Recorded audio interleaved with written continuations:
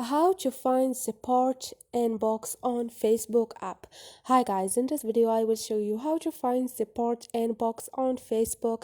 It's so easy and quick. So let's start. First then go to your Facebook app, click on it, and now click on those three lines up there, and to find this option all you need to do is you're gonna find it, just click on the setting icon. If you didn't find it between those options, all you need to do is go back and click on help and support, and here you're gonna find the second option, which is support inbox. Click on it, and this is it, to report about others or your violation wherever you want. And this is it guys,